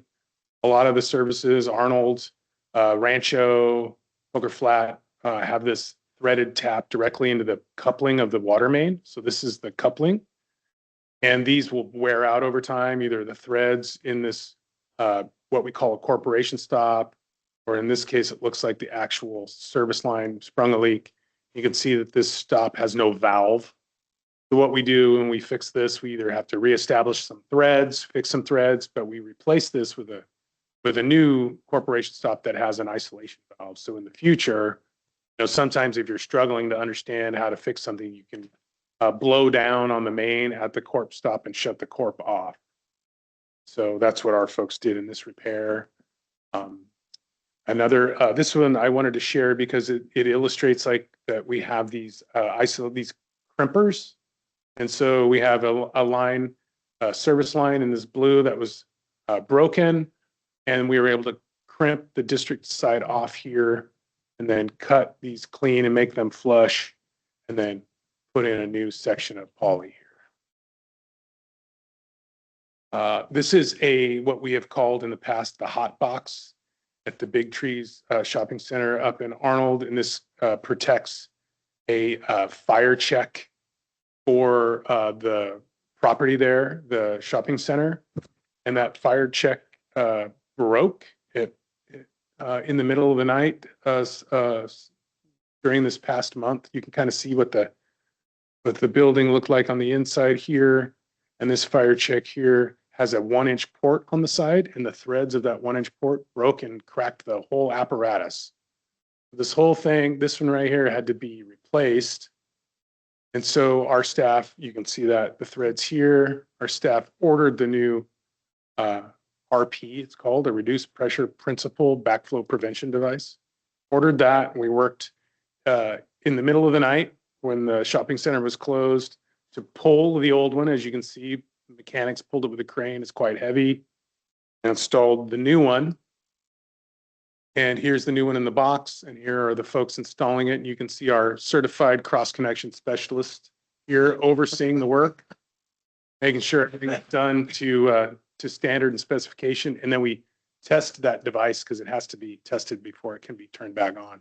But that elevation, as they're inside the building, they don't have to be, the pipes aren't wrapped. That's right. That's why we have the building, because this is all above ground, and the previous building was damaged. I believe it was from snow. Yeah. And so for, I don't know, 5 years, at least 5 years, it had this, you had this stainless steel structure with this big like crash side of the roof. And so we had this in the budget last year to replace the building. And we had finished replacing the building the day before the RP gave up the ghost. And so I know the building was well constructed because when folks could hear the water gushing out of it and they opened the door, there was about 4.5 feet of water that came flushing out. Did not damage it. Looks like it's an insulated building. Yes. Is there any source of heat inside there? No. It just stays. Yeah, I mean, I think there should be an opportunity for us if we need to bolster the insulation, but I think this has gotten us by in the past for the most part. I do remember there was a freeze. Yeah. Yeah. Yeah. Yeah, I do remember that. So this is an example of a surge relief you can place on a fire hydrant. And so I just wanted to kind of show you that some of the tools that we have available to us out in the system where we can install a surge relief and folks can flow test other portions of the system. And if you have a pressure surge, we can put these reliefs out in the system on fire hydrants to minimize the impact to the system overall. And you can see our guys rebuilt those. There's a diaphragm inside, and it allows the device to open and close based on a tension or pressure setting. Some examples of just general maintenance from the distribution crew up on the pass, that can involve unidirectional flushing or just water quality system flushing. It can also include meter box maintenance, cleaning up around a meter box, cutting back some shrubs, marking snow poles, preparing for the winter, and resetting meter box lids. This one was an interesting one in Sheep Ranch. the lines that are conveying treated water from the storage tank go cross country behind. They're not on the main, they're not on Armstrong Road or the main road. They're back in the back country a little bit. And so we weren't able to maintain level in the tank. So we knew we had a water leak somewhere or a main break. And our guys, then begin the recon. You start at the tank and you start following the alignment of the distribution system. And so lo and behold, they find the shear break. They find a break. They also find a service line here. So this is another one of those, okay, well, that service line we presume is going to go to a meter and we're going to verify that. But in the meantime, we need to cut this thing out and make a repair. And you can kind of see some of the damage to the old AC line and the old service tap. It's quite corroded. And here's the new section of pipe that's going to go in. And that much corrosion, that must mean the whole line's danger. Well, right. So this is asbestos cement. So it's essentially concrete pipe that's, been strengthened. But yeah, Sheep Ranch, I mean, Michael and Kevin, all of us have many conversations about Sheep Ranch and the condition. It is in need of replacement, for sure. And so here's the finished product. These couplings, David, incidentally, With that said, at one point we tried to do a survey of bolts. Are they a DCA or have we established that? I- Grant? I believe I think they it are. is. Yeah. Yeah. We don't I always thought we they don't have were. a project we've pursued funding for yet where we've had to verify that. And that was a while back. Yeah. Now, when that occurred. And I think there's different tools now. We may not need to go door to door again. But we'll get to that point. We'll have a problem establishing that tax status. Finished product, just want to highlight these couplings have made our folks out in the field's lives very easy. There's just one basically, or there's two tightening bolts that we have to worry about now rather than in previous iterations. OMAC or repair clamp had many more. Kind of hard to see, but this is an example of our mechanics disassembling check valves, the Jennyland intake, and cleaning up the plates, the checks over here, and then replacing them, the new check here, on the intake system at the Jennyland water plant. Our construction crew they poured the foundation for the SAF unit at the reclamation facility at the Copper Cove wastewater treatment facility. And so you can see kind of the building, the forms, and then the building or installing the bar, which can be, it's quite a workout, especially when it's nice and cool outside. And then pouring the concrete. The guys did a great job. This is looking really nice. We have the unit. The concrete is now curing, and once that's cured, we can focus on setting the unit. So hats off to that team. Our guys did all that. Yeah. We have a really talented construction crew. Impressive. Yeah. And so I just wanted to highlight this. So get a call in the middle of the night. Somebody backed into a hydrant on Henny. And so the way we let folks know that we are aware is we usually put a kind of a cone or some sort of indicator out there that lets them know, hey, we're aware of it. But this is kind of the breakaway flange. So this is what allows us to, rest assured that we're not shooting water 50 feet in the air.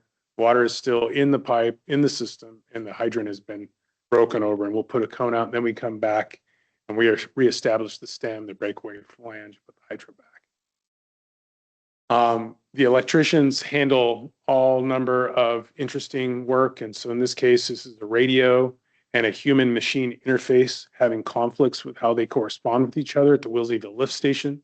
So our guys plug into that lift station and the comms, and they correct that. They can, work through Boolean algebra, if count algebra, like if not this, then this, if this, then that. And then it's essentially kind of like flows like a line diagram. And so they can plug into the machines and reestablish comms and function. And so, essentially, and then get back to just electrical work, bad coil, fuse replacement, what have you. And then backwash function. So this is associated with PLCs. Incidentally, one of the discussions we have is with all of our spare PLCs and equipment that control, processes at facilities. We talk about, we have a lot of those here at the office, and we also store those remotely, so we have redundancy should we lose some of those to a wildfire or some other sort of natural. And this is just an image to illustrate that the critical facility generator implementation project moves forward. Halfway done. Where's this one? This one is at lift station 19. Here are those. Theft. Well, I mean, so part of this grant included security for this fence right here around the generator itself, but I would say most of them, we haven't had to worry about theft, but they didn't have stationary generators. And so some of these might become attractions. This is a new one? This is a new one. That's a brand new Added to generator. our insurance schedule yet? Not yet. It will be though. Yes, absolutely. Idea. Yeah. All right, thank you. We've got. go One ahead. quick question. What's happening up in Arnold above White Pines Lake with the $2 million tanks to replace the 3 million? How that's going along? Kevin, you want to give an update? Sawmill. Sawmill?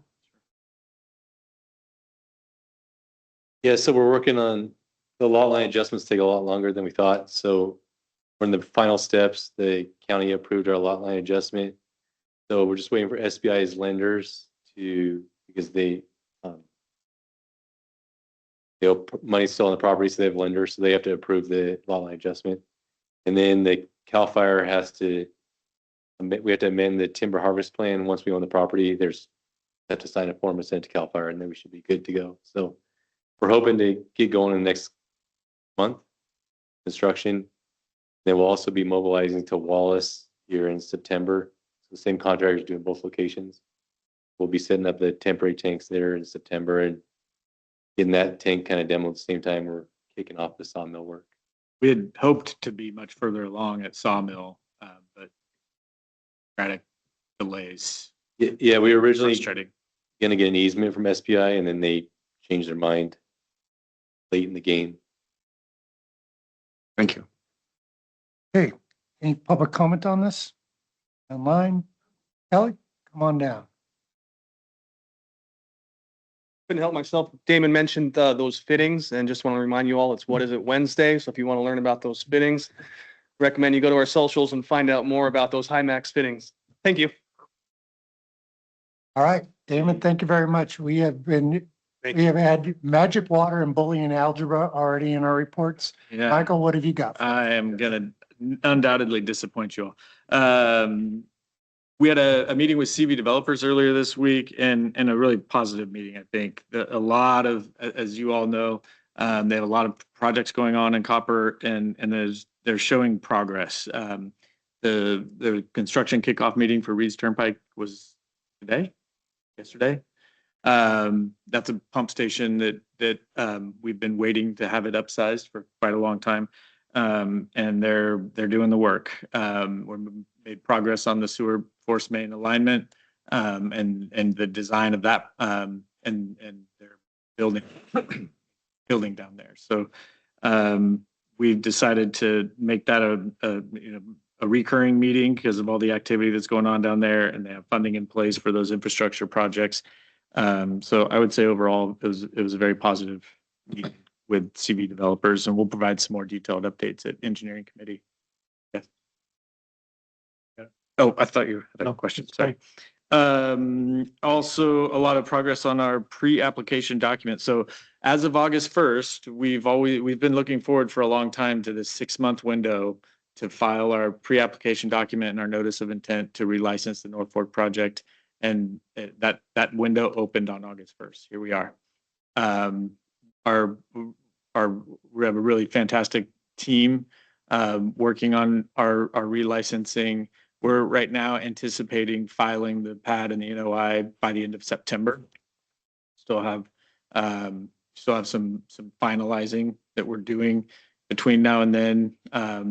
including some more outreach. We want to bring it to the board for a presentation before we file.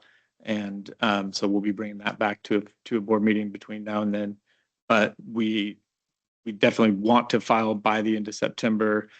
We're still in the early end of that window, but really it kicks off a bunch of other timelines that lead us to next spring when we're really going to launch a really massive bunch of studies. And we don't want to miss that window of time to kick those studies off next spring. So in order to meet those timelines, we need to get this filed by the end of September, but we're on track to do that. And we'll be bringing it back to the board though before we file.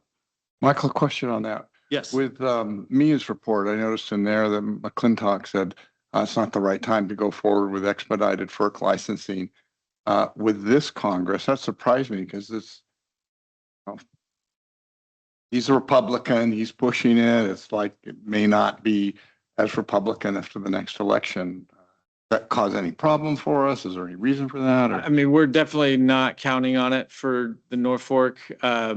There is bipartisan support for FERC reform, but I think it's just a general, not much getting done in this Congress, in the remainder of this Congress. But there is still discussion, and it is, like I said, there's bipartisan support for some FERC reform. The hard part is nailing down exactly what that reform is, and will it be here in time to help us?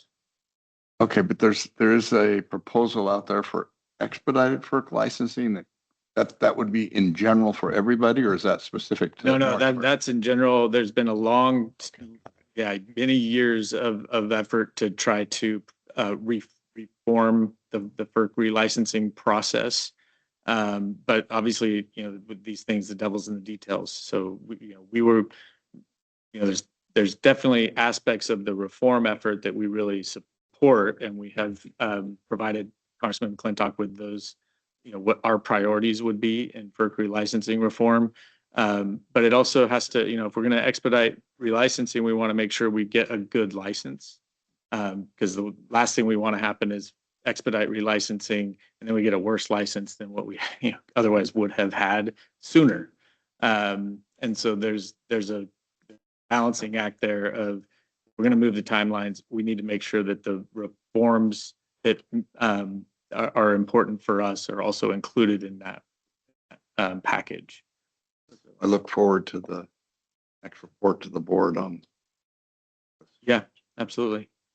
I mean, along those lines, this wasn't necessarily part of my report, but we are doing, Mia mentioned yesterday also, our virtual DC trip in the beginning of October. So those meetings are already starting to populate the calendar. And so we may have some more updates on that after that first week in October. And that was my next line. Legal Affairs Committee meeting yesterday. Kelly did a great job bringing in some really good speakers from Aqua and Mia, and Damon covered advanced clean fleets and a lot of really good discussion there. We had a lot of us attended the NCPA dinner after the last board meeting, and really positive discussions there, relationship building. I went to the commission meeting the next morning and made sure to make public comment to express our gratitude to the commission for hosting us at that event.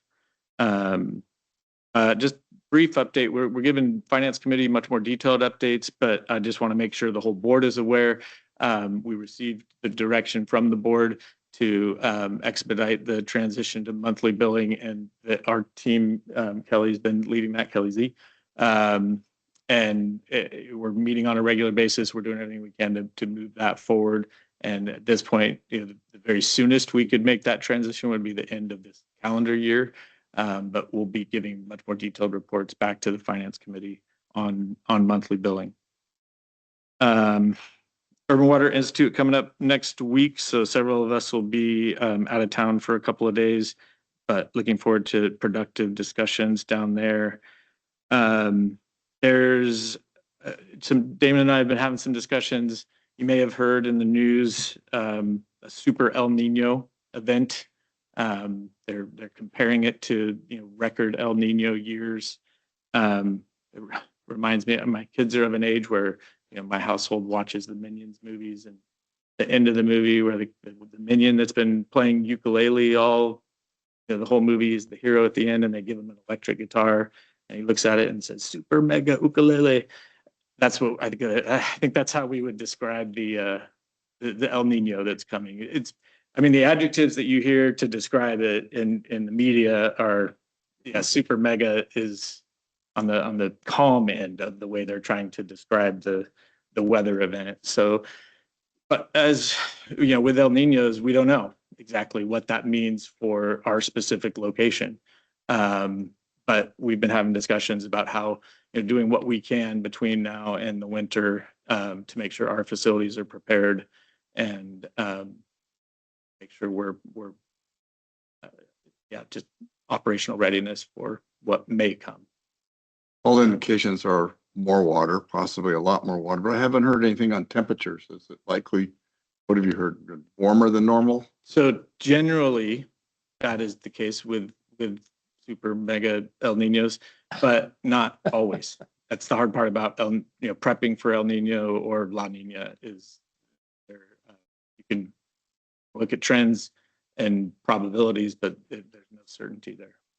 It'll be more atmosphere, less pineapple.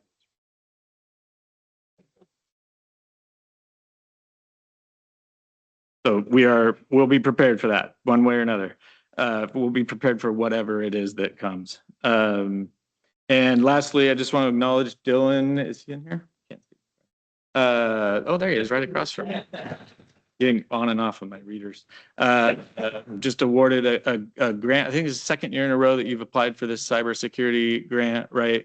And we just found out this week that we were selected this time around. So kudos to Dylan for his persistence and putting together a winning grant application and cybersecurity. So great job, Dylan. How can that be used? What will it be put to use for?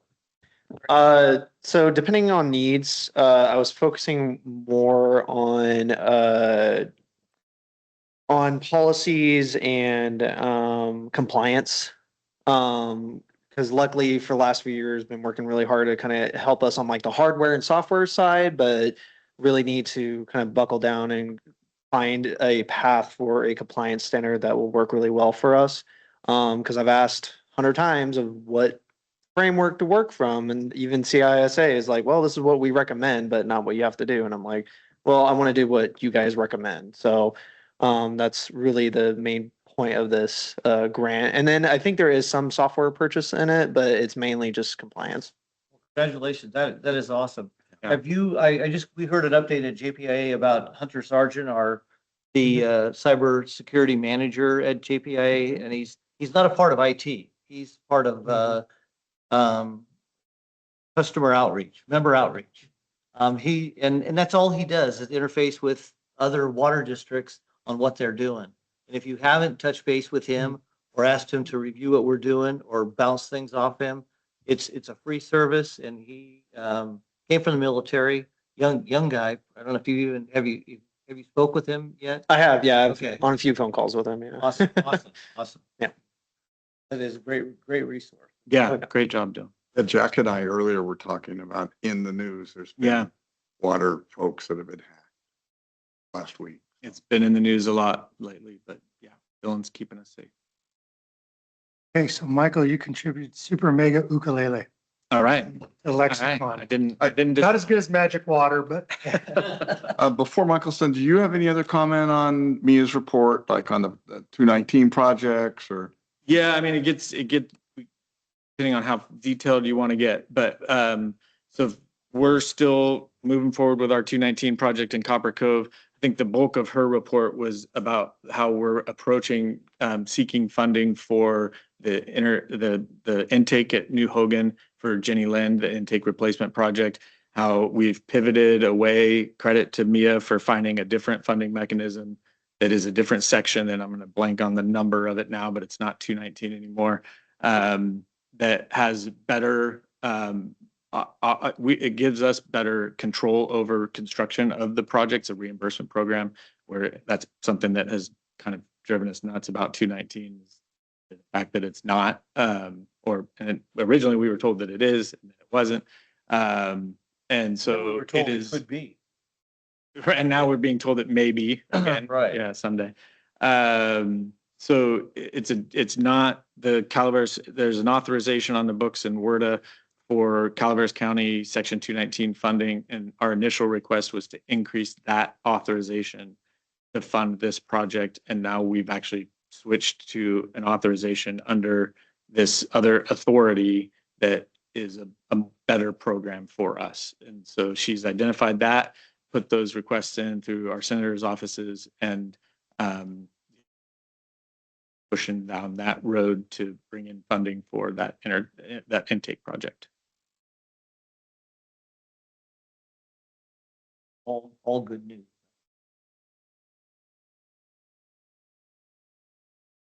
Anything else? Board? Michael, you probably can fill us in on this, but I noticed on the claims report that we had billings that were paid for Verdantis and also for Peterson Brewstead. Aren't they the same entity? Yeah, I don't know if that's a legacy for Peterson Brewstead, but Verdantis procured Peterson Brewstead, so I'm not sure. I'll have to look into that for you. I could probably better talk to you about this later, but I did have a note here about the invoice that was sent over from the T-Stan. How about that? Yes. Fine, good.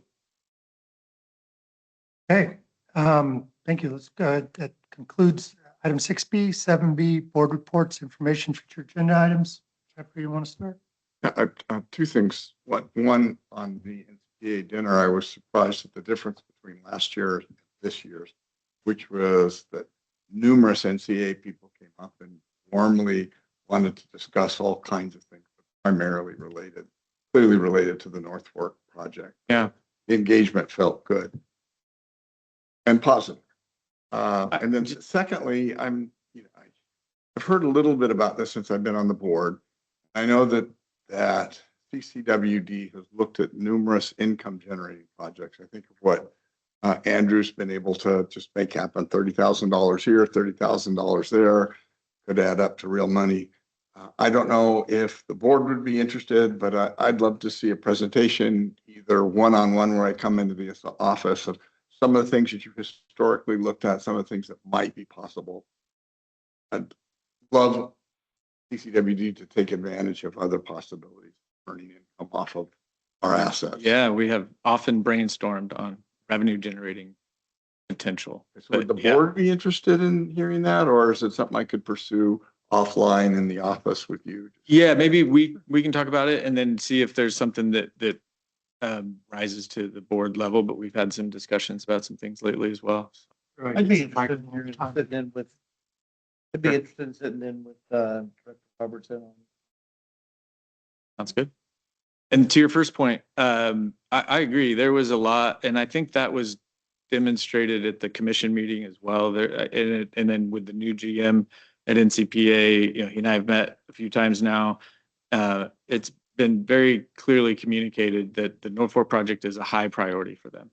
And I think that was evident in the discussions that we had at the reception. And I think Director Davidson, Director Garamendi, and yourself at the NCPA conference last year kind of laid the groundwork for that engagement and getting to know a lot of the commissioners.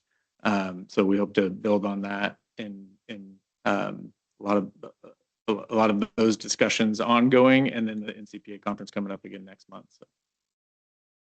Definitely had a warm feel to it. First dates. Yeah, I mean, one of the things that happened at that commission meeting was their changing of the guard in terms of their commission officers. That I guess is normally a pretty standard kind of like at most agencies, there's a rotation. And they kind of upset the rotation so that Santa Clara would be the chair of the commission this year, in part because of the importance of the North Fork project, and they're the largest stakeholder in it. So, I have So they've clearly demonstrated a real focus on the North Fork as a commission. Thank you. Scott? Okay, yeah, yesterday we had our legal affairs, Calaveras County Legal Affairs, and it was all great news. It's gonna, just, Michael touched on it, but yeah, the 219 and the funding, is appears as though we're set as we have been in past years to receive, complete the funding on the Copper Cove project, and possibly, now we're working on that intake. I mean, it was a great report. And I want to thank Kelly for great speakers. We've been having two people from Aqua came and spoke with us on the state side and provided us with some great information on projects that they're working on. A great job, Rebecca. A nice format for our new agenda. Oh, yeah, that's pretty looks great. fancy. I'm happy to see that. Got the wrong mail. Mountain counties, this week, tomorrow has a roundtable. I know Damon it's going to be on CARB, which we had a great discussion yesterday on, updating us on on CARB's process with the electric vehicles and where that's at. And I think it's headed to a good place. Our entire roundtable of mountain counties is going to be in Shingle Springs. And it's a bunch of, high level, employees at water districts and around region 3 are going to be talking about it, and Damon will be there presenting as well. That's tomorrow evening. We have our reception, Mountain County's reception, and it's in Cameron Park. And then our meeting will be at El Dorado Water Agency on Friday morning. Some great stuff going on there. Next week, because the Urban Water Institute at Mountain Counties is putting on the Urban Water Institute is sold out. If anyone who wanted to go, there's a waiting list now, and the dinner cruise is also sold out. But whoever wanted to get in, and there's several staff are gonna be down there as well. One thing that I'd like to bring up or discuss openly here is maybe a future agenda item. Is AI in the workplace? KPIA has all their employees. I mean, 60 people going through a module. There's one module every single month, and then each department gets together with their manager and talks about it.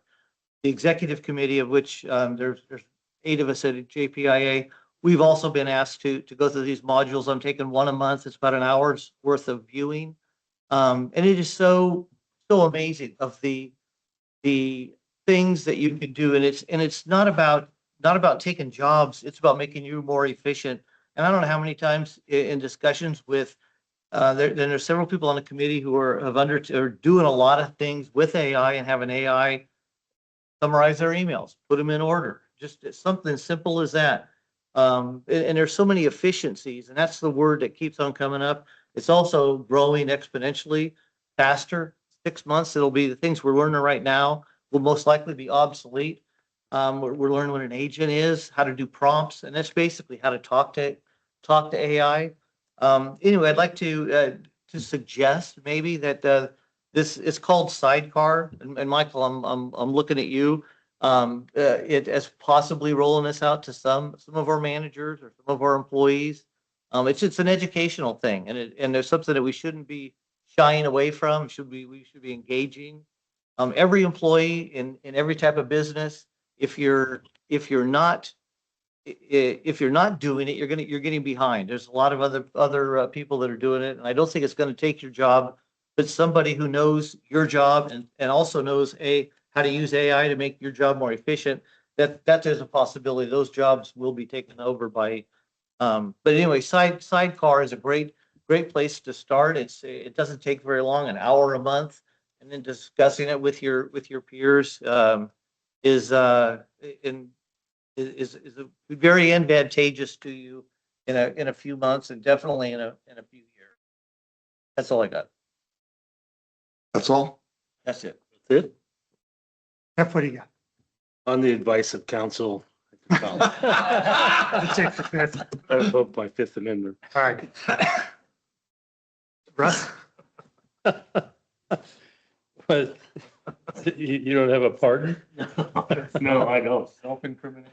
Okay. I just wanted to take a moment to mention the fabulous letter of appreciation that we got from Calaveras Unified School District person that was commending us for hiring these interns and stuff. Really, it literally put tears in my eyes to see the impact that we had on these people. I had an opportunity to be here by accident the day that they were all here. We had an ice cream social and listened to each of them verbalize the impact that summer internship had on them, and it was really inspirational. It was a fabulous thing. So we should do more of that, bigger and better. We could cultivate some pretty impressive employees down the pike. Okay. Have you thought any more about what we do with the September 23rd meeting? Not yet. We're gonna talk. And you mentioned earlier that we have that notice of intent that has to be filed by the end of September. I'm just wondering what the atmosphere is going to be. We're hoping, or at least I'm hoping, to be at the NCPA event up at Lake Tahoe on the 23rd of September. If we file before the 23rd of September, is that going to cause any ruffles? Yeah, I wouldn't expect to get into the details of it there necessarily. We are in the process. We've been talking to their team about reviewing some of the preliminary application document and getting their input on some of it, and hopefully before we file their buy-in, because obviously it's an important partner there. But hopefully, yeah, I don't know that we would hear a lot of detail about the preliminary application documents. Unless there's some concern about how the process has gone. There may be discussion about process and coordination overall, because they're also relicensing transmission lines for the project at the same time, and they filed on window opened August 1st. I think it was a Saturday. They filed August 3rd or 4th. So their PAD and NOI are already filed for the transmission lines. This processes are happening. There'll be coordination between us on relicensing. I would expect if there's discussion of it there, it would be in that context of process. Okay, well, I'm glad you brought up the transmission lines. I was very surprised to find out that we own the easement upon which the transmission lines are built. So do we have to participate in that filing with them? We'll be monitoring it and participating to the extent we need to, but probably that's not going to be a big lift compared to. Okay, but if it would seem kind of a basic logic that if NCPA is helping us apply or helping us to prepare our application, that we've gone beyond the kind of barricade that was originally in the room about we're gonna, if you don't want to help us, we'll just file on our own. I mean, we're beyond that. Okay, very nice. Sorry, Jack, can I just add something real quickly to that? When we file, I mean, if I recall correctly, there's two processes. You kind of choose or request one. If I remember, NCPA wanted to do the opposite of what you had thought was the best way for us to go forward. Do we have to choose when we file in September, or can that change along the way? We do. We're probably getting a little too far into the details on this one. Okay. So there will be an item on the agenda, either probably the first meeting in September. Bring the pad and.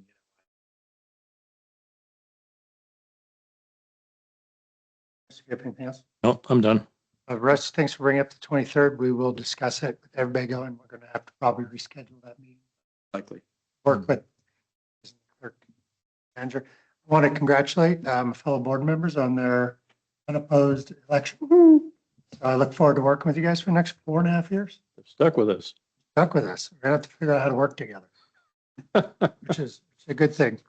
If there's nothing else, we will move into closed session and return afterwards to report out on actions.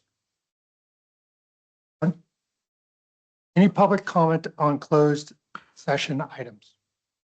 Any online here? Okay, we stand in recess.